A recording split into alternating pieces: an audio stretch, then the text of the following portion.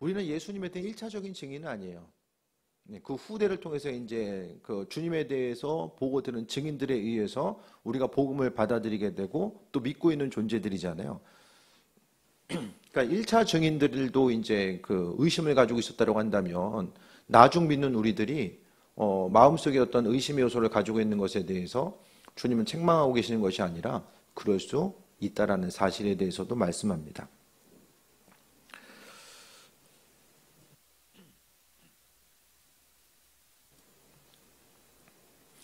주님은 의심하는 사람들을 향해서 여전히 사명을 맡겨주고 계세요. 의심한다고 해서 책망만 하시는 것이 아니라 그 한 사람 한 사람에게 하나님의 일꾼으로서의 온전한 삶을 살아갈 수 있도록 사명을 맡겨주심을 말씀하고 있습니다.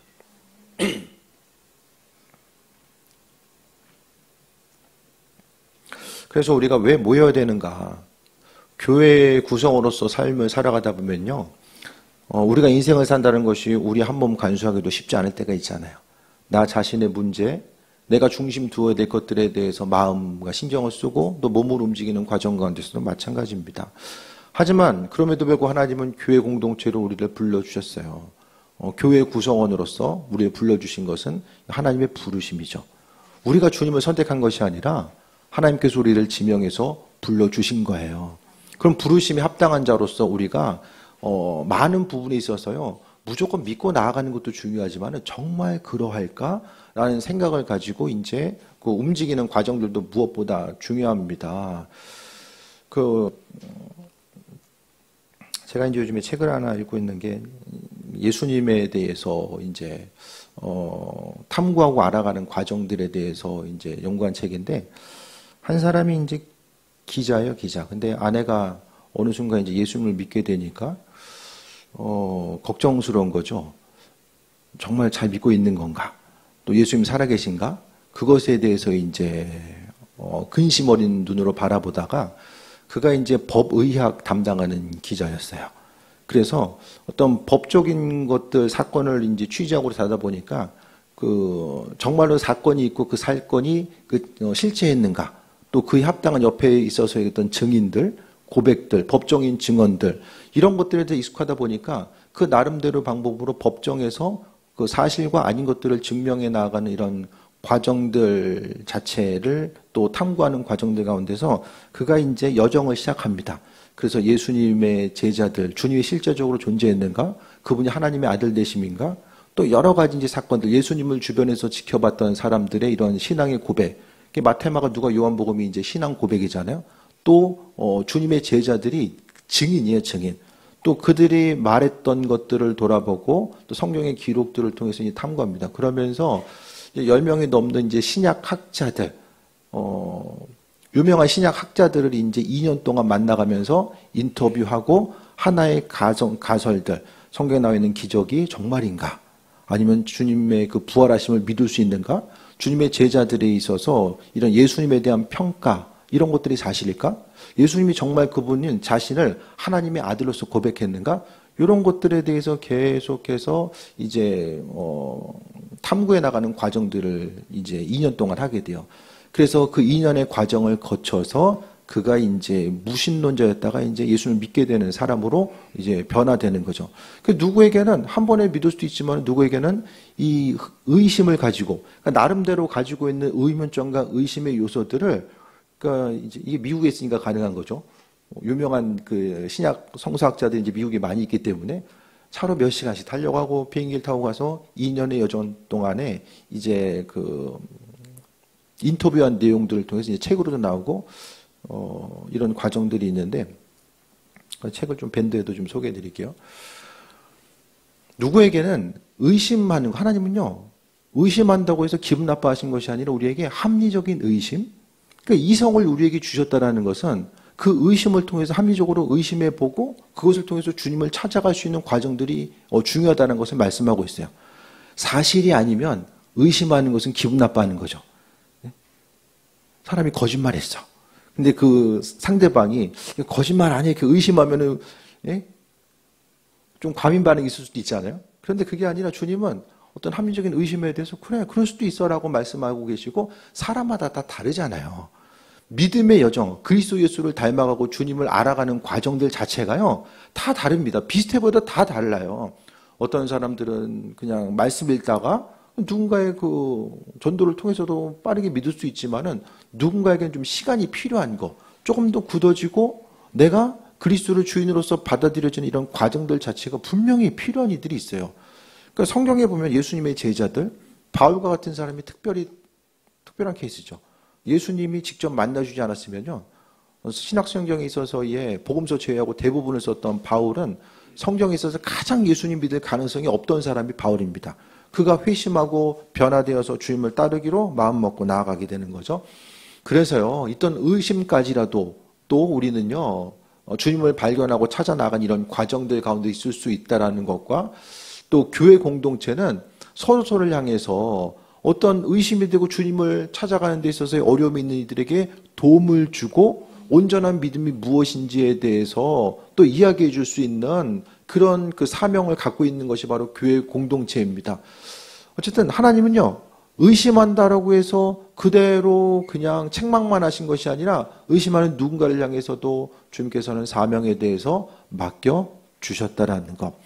그래서 어쨌든 나름대로의 그 생각하면서 정말 말씀에 있는 내용들이 사실일까?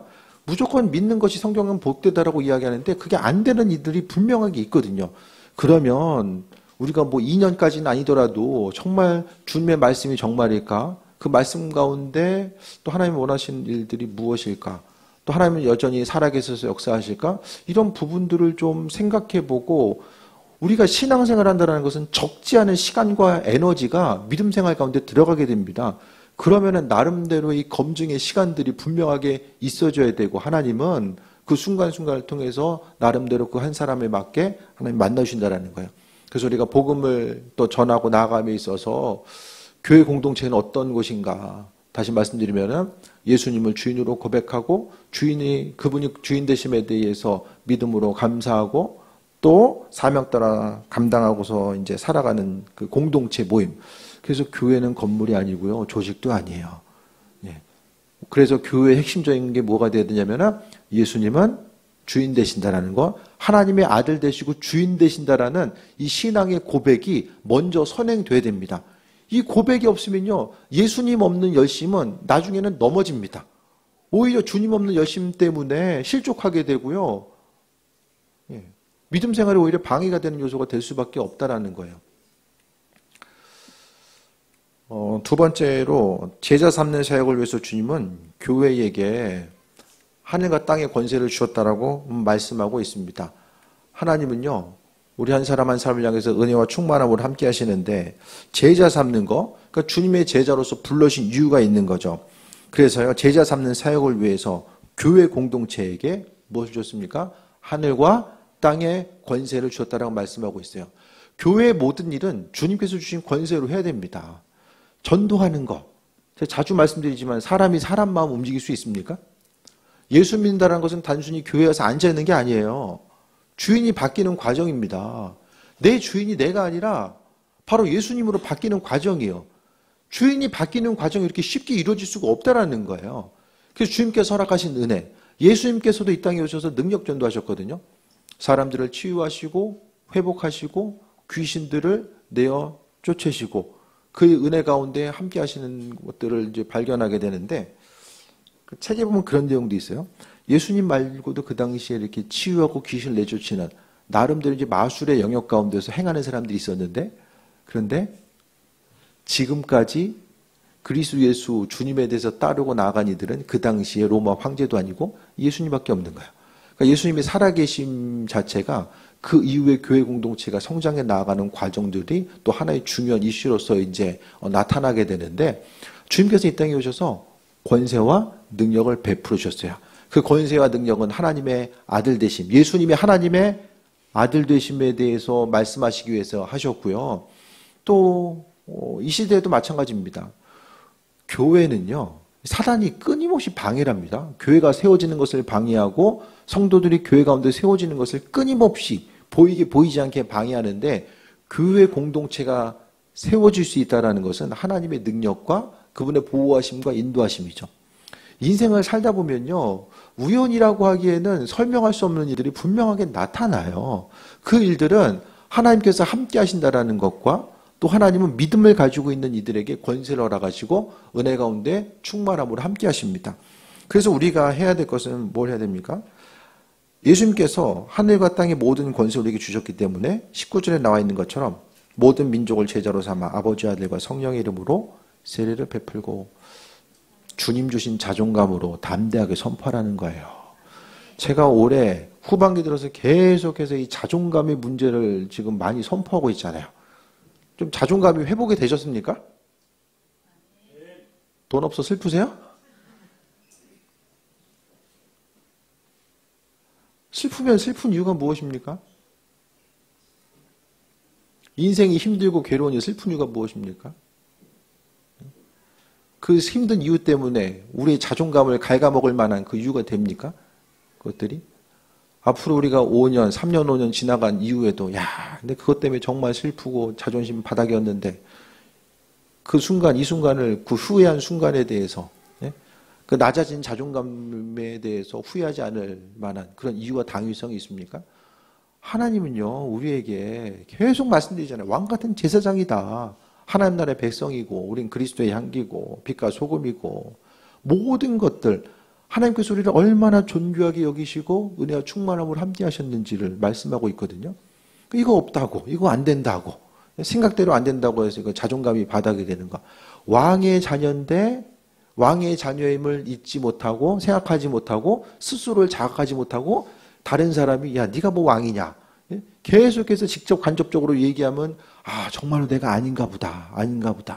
말씀 가운데는 믿음으로 승리하는 삶을 이야기하고 있지만 우리 한 사람 한 사람이 그러니까 결국 하나님이 주인 되시면 주인이 규정한 내 모습이 진짜의 모습인데 주인과는 상관없이 세상 헛된 사람들, 헛된 존재들, 헛된 상황이 나를 규정하는 것에 계속해서 끌려가다 보면은 내가 누군지도 모르고 자존감 떨어지면 전도 못합니다.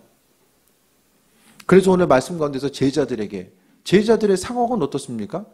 지금 스승되신 예수님 하늘로 올라가시고 그들끼리 남겨진 상황 가운데서 이 일들을 어떻게 감당할 수 있을까에 대해서 마음과 생각에 어려움이 있는 거예요. 그래서 주님은 제자들이 얼마나 걱정하고 있겠습니까? 그래서 먼저 행하셨던 것이 하늘과 땅의 권세를 주실 텐데 그것 가지고 믿음의 자존감이 회복돼서 나아가라는 거. 그래서 예수님의 제자들은 나아가서 예수님이 행하셨던 사역들을 그대로 행하게 됩니다. 병 고치고 귀신을 내어 쫓고 하나님 나라를 선포하는 일들을 계속해서 행하는 거죠. 그래서 어떤 내 마음속에 교회 공동체 어떤 공간 가운데 하나님 나라가 선포되었을 때에 세상 근심 걱정이 지배하는 것이 아니라 하나님의 주권이 그 안에 선포됨을 통해서 주님의 영광이 드러날 수밖에 없다라는 거예요. 그래서 제자 삼는 사역, 복음 전파의 사역을 감당하기 위해서는 믿음의 자존감이 있어져야 돼요. 예? 예. 없어도 없는 척 하지 마시고 담대하게. 왜? 하나님 주신 자존감이 있기 때문에.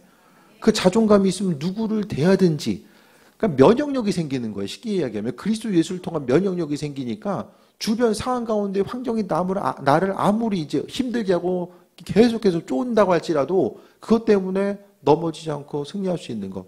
그 자존감이 있는 사람들, 내 안에 그리스도 예수 주님이라고 하는 자존감이 우리로 하여금 담대하게 복음 전파의 사명을 감당할 수 있게 됩니다. 그래서 한 가지 조심해야 될 것은 내가 이것만 되면 전도할 수 있을 텐데 내 이런 약점, 이런 어려움들 이것 때문에 뭐 복음 전파할 수 있을까? 전도할 수 있을까? 그게 가장 큰 교만의 극치입니다. 그건 전도 내가 한다고 생각하는 거잖아요. 내가 좀 더 힘쓰고 노력해서 복음 전파할 수 있다고 생각하는 거거든요. 그러니까 결국 주의 일의 모든 것들에 대해서 우리는 가능성에 대해서는 우리 인생에 스스로 주님 없는 삶에 있어서의 가능성을 두고 살아가는 것 자체가 얼마나 어리석은 일인가. 변하지 않는 것, 확실한 것, 사람의 생명, 모든 것들 변하지 않고 확실한 것이 한 가지라도 있습니까? 불확실성 가운데 살아간다는 것은 마음의 불안함을 이야기하는 것이고 하지만은 그리스도 예수 주님 때문에 우리가 승리하는 삶을 살아갈 수 있음에 대해서 말씀하고 있습니다. 마지막으로 이야기하는 것이 이제 주님의 명령을 가르치고 지키게 하는 것이 바로 제자의 사명이에요. 내가 먼저 제자가 되어야지 제자도 양육할 수 있습니다. 내가 신앙생활하면서 기쁨이 되어야 되고 내가 믿음의 여정 가운데 주님과 더불어서 승리하는 삶을 살아야지만이 복음 전할 수도 있고요. 그러니까 전도한다라는 건요, 교회 앉혀놓는 것이 끝이 아니라 그들이 믿음으로 성장해 나아갈 수 있도록 정말 하나님 살아계신가? 그리스도께서 주인 되신가에 대해서 믿음의 싸움을 해나가는 과정 가운데 옆에서 동역자의 역할을 해주는 거예요. 주님을 알아갈 때까지 또 그 한 사람이 세워져서 다른 사람들에게 복음을 전할 수 있을 때까지 세워주는 역할을 해야 된다는 거예요. 아이를 낳는 수고도 힘들지만 낳아서 기르는 수고도 정말 힘들잖아요. 마찬가지로 그 역할을 감당하기 위해서는 내가 먼저 주님 안에서 제자의 역할을 감당해야 되고 또 제자들에게 주님은 최고의 축복 뭘 주셨습니까? 20절 같이 읽어볼까요? 내가 너희에게 분부한 모든 것을 가르쳐 지키게 하라. 볼지어다 내가 세상 끝날까지 너희와 항상 함께 있으리라 하시니라.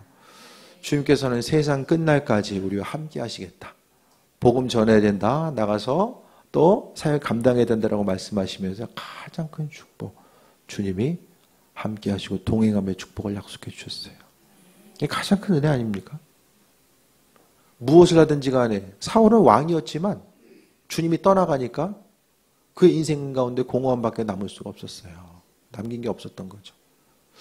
그래서 삶의 순간순간마다 우리가 복음 지키는, 복음 전하는 거, 그러니까 결국 영혼에 대한 사랑함의 마음이 있을 때만이 모든 것이 가능하잖아요.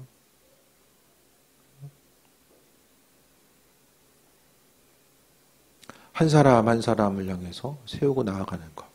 그러니까 결국 전도는요, 한 영혼 한 영혼이 좀 귀하게 여겨질 때만이 가능한 거죠. 하진이 이제 좀 학교를 이제 차로 태워다 줄 때가 있는데 가면은 똑같은 옷 입은 애들 계속 이제 학교로 가잖아요. 아이들이 보이잖아요. 그러니까 보면은 이제 참 남의 자식 같지는 않은 거예요, 애들.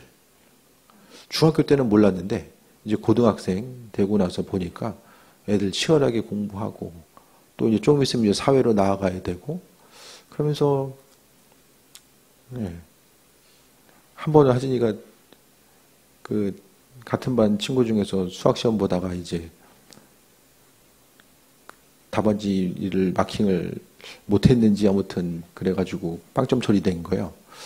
그 얘기 들으니까 진짜 너무 마음이 안 좋더라고요. 남의 자식이지만은.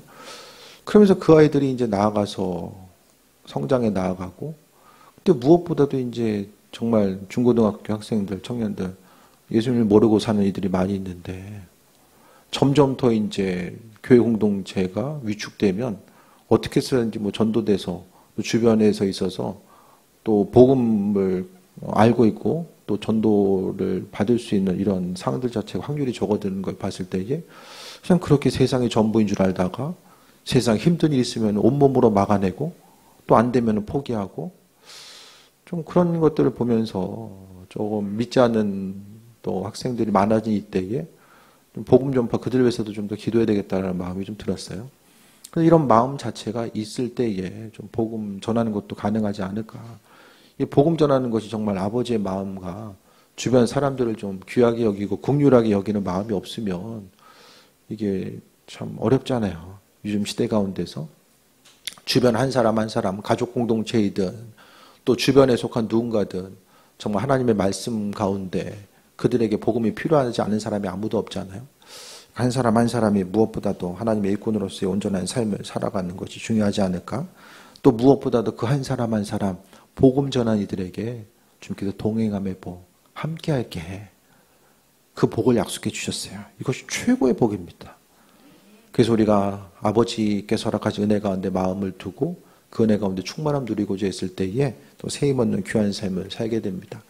그래서 정리해서 다시 말씀드리면 교회는 예수님을 주인으로 고백한 사람들의 모임이 바로 교회입니다. 그리고 제자 삼는 사역을 위해서 주님은 교회에게 하늘과 땅의 권세를 주셨다. 하나님은 나에게 무슨 권세를 주셨지? 그것을 온전히 인식하고 좀 바라봐야 됩니다. 그리고 주님의 명령을 가르치고 지키게 하는 것이 바로 제자의 사명인 것. 그렇게 되기 위해서 내가 먼저 제자가 되고 또 믿음 생활의 의미와 가치를 분명히 부여해야 돼요. 내가 확신이 없으면 다른 사람들에게도 얘기를 할 수가 없어요. 내가 예수님 때문에 행복하지 않은데 주변 사람들에게 예수님 믿으면 행복하다는 얘기를 어떻게 합니까? 그래서 힘들고 어려운 과정들이 있지만 함께 더불어서 승리하고 그 은혜 가운데 충만한 삶을 누리기 위해서는 무엇보다도 이 교회가 어떤 곳이지? 우린 교회를 왜 모여야 되지? 그 당위성과 목적을 분명히 하고자 했을 때에 그 은혜와 충만함을 누리는 또 귀한 삶을 살게 될 줄 믿습니다. 우리 잠시 주신 말씀 붙들고 찬양하고 기도합니다.